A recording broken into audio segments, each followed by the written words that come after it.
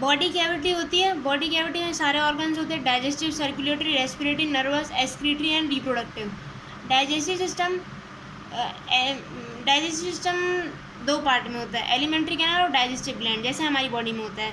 Alimentary canal short होती है क्योंकि वो कार्निवोरस होते हैं, तो उनको डाइजेस्ट करने के लिए ज़्यादा मेहनत नहीं करनी पड़ती।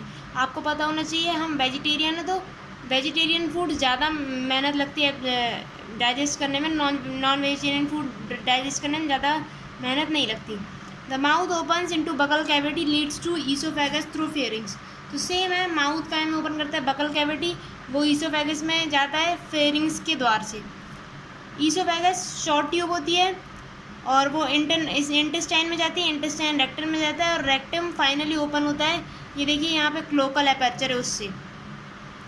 Liver secrete bile the stored in gall bladder. तो लिवर में बाइल होता है, गॉल ब्लैडर में स्टोर होता है। पैंक्रियाज स्टोर करता है पैंक्रियाटिक जूस, जिसमें एंजाइम होती है। खाना एक बाइलोब्ड टंग के द्वारा कैच किया जाता है। डाइजेशन ऑफ बाइलोब टंग कुछ इस टाइप की होती है, जैसे अगर आपका बाइलोब टंग कुछ इस टाइप की होती है, इस टाइप की। जैसे ही उसके सामने खाना आता है वैसे खोलता है, यहाँ पे उस चीज़ को रखता है और अंदर खींच लेता है। उसके मुंह में टंग इस तरीके से बंद रहती है और जैसे ही खाना दिखता है खोलता है टंग, उसको यहाँ खाने को यहाँ पे पुट करता है और बंद कर लेता है। तो कुल मिला के जो ये जो टंग है, टंग सिर्फ इतनी है, जो मेरी फिंगर से उतनी ही टंग है, वो मुंह में एक इस पॉइंट से अटैच्ड है, ठीक है। पीछे वाला पार्ट उसका अटैच नहीं है, पीछे वाला पार्ट मूव कर सकता है ऐसे।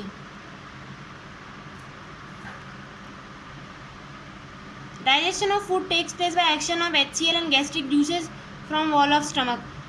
डाइजेस्टिव सिस्टम पूरा सेम है। अगर आपसे कुछ भी क्वेश्चन एग्जाम में पूछा जाए और आप ह्यूमन के एनालॉजी लगा के आप आंसर दे दीजिएगा। Partially digestive food called crime pass through stomach first part of small intestine duodenum. Duodenum receive bile from gallbladder and pancreatic juice through common bile duct. Bile emulsifies fats and pancreatic juices digest carbs and proteins.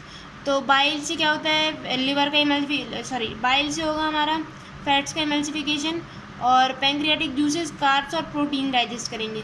Final digestion होता है intestine में, जैसे हम में होता है।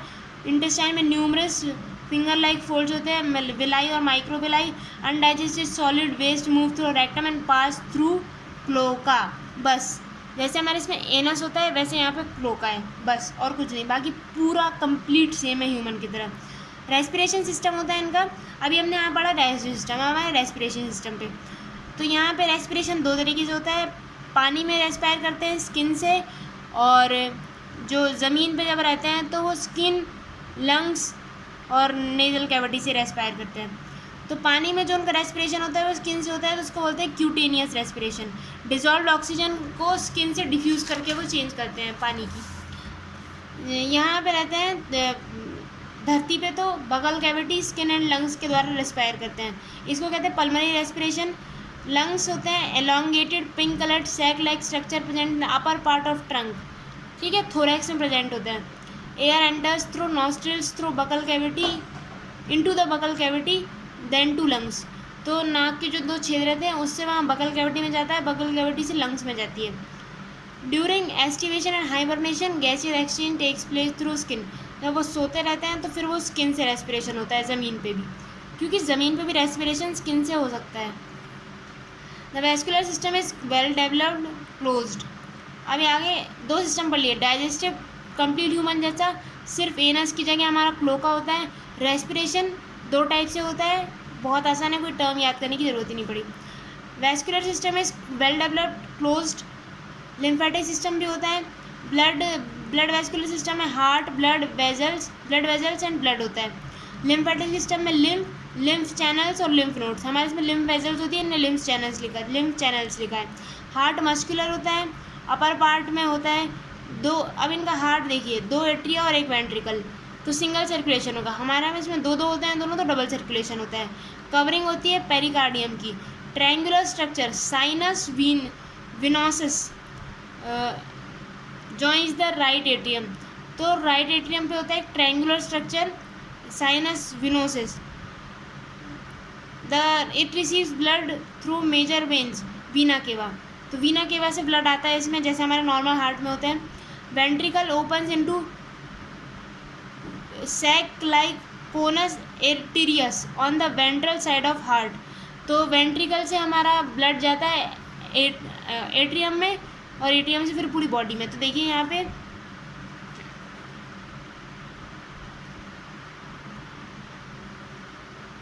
पे जो साइनस विनोसिस स्ट्रक्चर दिया है वो जॉइंस द राइट एट्रियम, मतलब वो आके जुड़ जाता है। तो कुल मिला के एक वेन्स का ग्रुप या वेन्स का स्ट्रक्चर जो ब्लड लाके राइट एट्रियम में फेंक देता है उसको बोलते हैं साइनस विनोसस। और कोनस विनोसस वो देखिए कोनस आर्टरियोसस वो जो होता है वो आर्टरी से शब्द से कहीं ना कहीं मैच कर रहा है। तो वेंट्रिकल से ब्लड लेके और फिर वो सभी आर्टरी को देता है। Blood from the heart is carried to all part of the body by arteries. तो यहाँ पे दो टर्म हो गई, साइनस विनोसस और कोनस एट्रियोसस। तो साइनस विनोसस जो होता है वो ट्रायंगुलर होता है, कोनस एट्रियोसस जो होता है वो बैग लाइक स्ट्रक्चर होता है, सैक लाइक स्ट्रक्चर होता है। Veins collect blood from different part of the body in the heart to form venous system. जो वेन्स होती है वो वीनस सिस्टम बनाती है जिसको साइनस विनोसिस कहते हैं। Special venous connection between liver and intestine as well as kidney and lower parts of the body is present in frogs. तो लिवर और इंटेस्टाइन के बीच जो एक सिस्टम होता है उसको बोलते हैं हेपेटिक पोर्टल सिस्टम, और किडनी और लोअर पार्ट्स के बीच में जो सिस्टम होता है उसको बोलते हैं renal portal system. The blood is compose of plasma and cells, जैसे हम बोलते हैं plasma and formed elements. Blood cells are RBC, WBC and platelets. RBC nucleated होता है, हीमोग्लोबिन होता है, लिम्फ डिफरेंट होता है, इसमें जो न्यूट्रिएंट्स होते हैं वो कम होते हैं, आरबीसी नहीं होते हैं, सेम ह्यूमन की तरह। यहाँ पे सिर्फ दो चीज़ें आई हैं, साइनस विनोसस और conus arteriosus. Blood carries nutrients, RBC nucleated है, आपको याद रखना है। The blood carries nutrients gases water to respective साइज ड्यूरिंग सर्कुलेशन। तो पानी ब्लड से ही हमारा पूरा सर्कुलेशन होता है, और सर्कुलेशन करवाता कौन है? हार्ट करवाता है। तो ये वास्कुलर सिस्टम भी खत्म हो गया। एक्सक्रीटरी सिस्टम, तो एक्सक्रीटरी सिस्टम एक्सक्रीशन काहे से होता है? किडनी होती है इनके पास, ये देखिए यहाँ पे लिखा है वेल डेवलप्ड। इनके पास किडनी होती है, और किडनी में जैसे हमारे इसमें नेफ्रॉन्स होते हैं वैसे इनके पास भी नेफ्रॉन होते हैं। इनको उन्होंने दूसरा नाम भी एक दिया है, यूरिनीफेरस ट्यूब्यूल्स और नेफ्रॉन्स। तो किडनी जो होती है वो compact dark red been like structure होती है, पोस्टीरियरली पीछे साइड प्रेजेंट होती है, थोड़े से मतलब ऐसा नहीं है कि बहुत पीछे साइड में। तो लैटरल और वेंट्रल के बीच में, लैटरल और डॉर्सल आप समझ सकते हो। और पोस्टीरियर मतलब यहाँ पे हम बॉटम कहेंगे कि नीचे साइड, जैसे एंटीरियर हेड होता है तो पोस्टीरियर मतलब नीचे। Each kidney is several structure, each kidney में हर किडनी में बहुत सारे स्ट्रक्चर होते हैं नेफ्रॉन्स। 2 यूरेटर इमर्ज करती है मेल फ्रॉग में किडनी से, जैसे हमने देखा है किडनी से 2 यूरेटर निकलती हैं।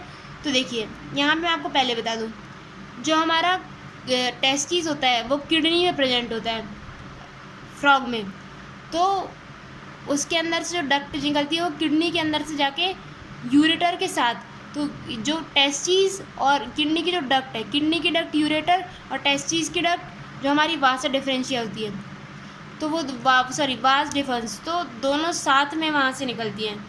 देखिए यहाँ पे दिया है, emerge from kidneys in male frog, 2 ureters act as urinogenital duct which opens into cloaca. Females में क्या होता है, क्योंकि किडनी पे प्रेजेंट नहीं होती है हमारी ओवरी, तो यूरेटर अलग निकलती है किडनी से और ओविडक्ट अलग निकलती है ओवरी से। Females ureters and oviduct open separately in cloaca, दोनों को जाके तो क्लोका में ही ओपन होना है, फिर वो मेल हो चाहे फीमेल हो। Thin walled urinary bladder, thin walled होता है present ventral to the rectum, अगर रेक्टम है तो उसके आगे मतलब पेट साइड पाया जाएगा, which opens into cloaca. The frog excretes urea, इसलिए यूरियोटेलिक होता है वो।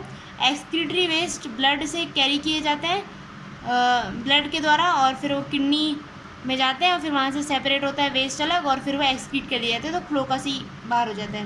यहाँ पे एनस वर्ड अभी तक नहीं आया, मतलब जो हमारा निकलता है वो बॉडी से बाहर वेस्ट, वो क्लोका से ही निकलता है। अब कंट्रोल एंड कोऑर्डिनेशन के लिए दोनों सिस्टम होते हैं, हाईली वर्ल्ड होता है न्यूरल और एंडोक्राइन।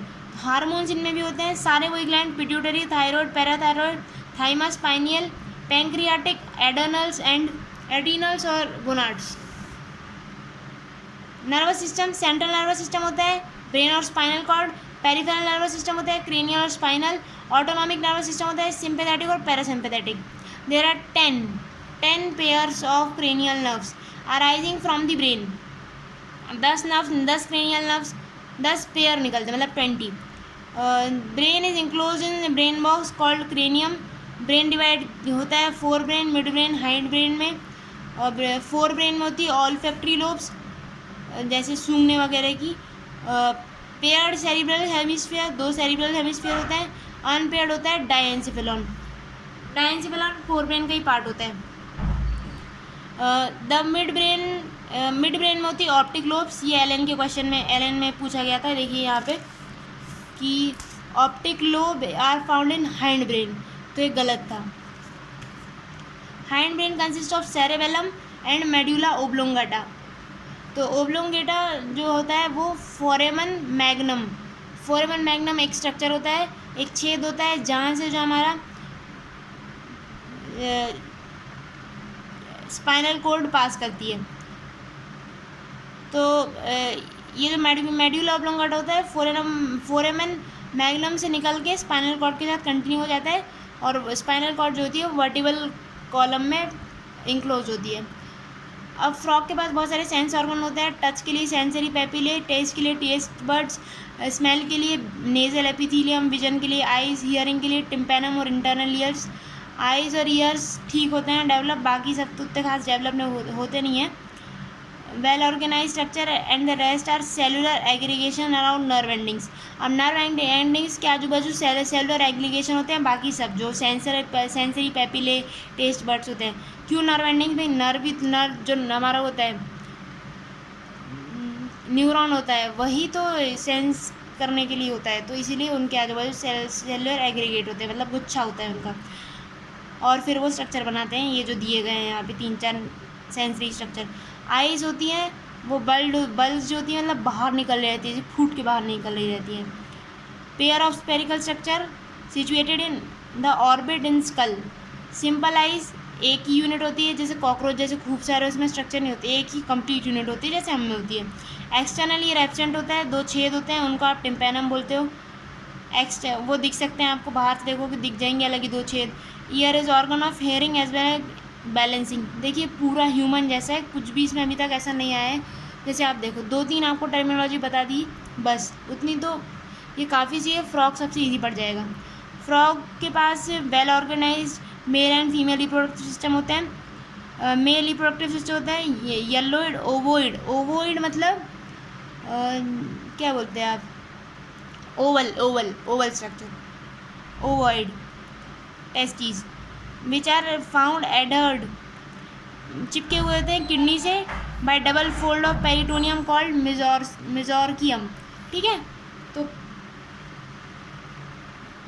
यहाँ पे जो टेस्टिस होते हैं वो डबल फोल्ड ऑफ पेरिटोनियम, जिसको आप मेजोर्कियम बोलते हैं, उससे अटैच होते हैं किडनी से। वासा पेंशिया 10 to 12 नंबर, 10 से 12 होती हैं। Enter the kidneys on the side and open into bidders canal. तो ये जो वासा पेंशिया होती है वो जो हमारी किडनी है उसमें ओपन होती है, और फिर वहीं से यूरेटर के साथ निकल जाती है। फाइनली कम्युनिकेट उससे मिला जाती है, और फिर यूरिनोजेनिटल डक्ट बनाती है, जिससे स्पर्म में निकलेंगे और यूरिन में निकलेगी। क्लोका में ओपन होते हैं। क्लोका बहुत स्मॉल होता है, मीडियम चेम्बर होता है, use to pass faecal matter urine sperms to the exterior. Female reproductive organ में कुछ नहीं होता, 2 ओवरी होती है, किडनी के पास होती है। जैसे जो हमारी टेस्टिस है वो फंक्शनली किडनी से अटैच थी कि भाई मेरे स्पर्म भी तू निकाल ले बाहर यूरेटर से, ऐसा ओवरी के साथ कुछ नहीं होता, वो इंडिपेंडेंट रहती है। तो women's are independent. There is no functional connection with kidneys. Oviduct open into cloaca separately. Sorry, हाँ, ओवरीज जो होती है वो अपने ओविडक्ट को क्लोका में अलग से भेजती हैं, यूरेटर के साथ नहीं भेजती। एक बार में 2,500 से 3,000 ओवम बन जाते हैं। फर्टिलाइजेशन एक्सटर्नल होता है, दोनों बाहर अपने अपने छोड़ते हैं, स्पर्म और ओवा, और फिर वहाँ पे फर्टिलाइजेशन होता है, टेडपोल बनता है। टेडपोल से मेटामॉर्फोसिस मतलब ड्रास्टिक। टेडपोल एक अलग ही, इसको बोलते हैं इनडायरेक्ट डेवलपमेंट, क्योंकि टेडपोल बहुत अलग दिखता है लार्वल स्टेज, और उनकी जो मेंढक वाली स्टेज होती है वो काफ़ी अलग दिखती है, तो इसको मेटामॉर्फोसिस बोलता है। ड्रास्टिक चेंज मतलब काफ़ी बड़ा चेंज, कुछ था और कुछ अलग ही बन गया भैया। फ्रॉक्स आर बेनिफिशियल क्योंकि वो इंसेक्ट खा लेते हैं, क्रॉप को प्रोटेक्ट करते हैं, इकोलॉजिकल बैलेंस बनाते हैं, क्योंकि फूड चेन में बहुत सारी जगह आ जाएंगे ये, और कई कई कंट्री में मस्कुलर लेग्स इनका खाया जाता है ह्यूमन द्वारा, मतलब नॉन वेज में। ये समरी में इतना पूरा पॉइंट है, कुछ भी नहीं है। Skin which is highly vascularised, तो स्किन में वेस्कुलेशन काफ़ी अच्छा होता है, मतलब ब्लड वीजल्स काफ़ी चिपकी हुई होती है, तो अच्छे से ब्लड इधर उधर फ्लो कर रहा रहता है, एक ही सर्कुलेशन होता है, और आरबीसी न्यूक्लिएटेड होती है। एक ही दो आपको टर्म याद करनी है, साइनस विनोसस और कोनस आर्ट्रियोसस। विनोसस मतलब ये जो यहाँ पे ट्रायंगल, तो या ये वेन से मतलब ये ब्लड लेके आ रहा होगा, आर्ट्रियोसस मतलब ये ब्लड लेके जा रहा होगा। यहाँ पे एक और कि जो फ्रॉक्स होते हैं उनमें मेल्स में जो वासा पंची होती है वो बिड्रर कैनाल होती है किडनी में कुछ, उसमें ओपन होती है। डायग्राम देख लेते हैं। Oesophagus, heart, gall bladder, lung, fat bodies, kidney, ureter, urinary bladder, cloaca, intestine, rectum, cloacal aperture, stomach. तो ये जो फैट बॉडीज़ यहाँ पे दी है उसका फंक्शन मैं देख के अभी कमेंट में लिख दूँगी।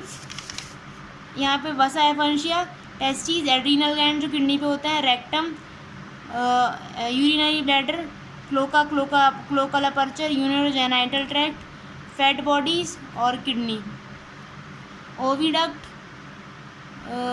ओवरी, ओवा, यूरेटर। तो यूरेटर देखिए यहाँ पे अलग है, और ओविडक्ट हमारी सॉरी तो ये जो हमारी ओविडक्ट है वो अलग निकल रही है, और जो हमारी यूरेटर है वो किडनी से अलग निकल रही है, दोनों इंडिपेंडेंट है। Urinary bladder, cloacal aperture. बस, थैंक यू।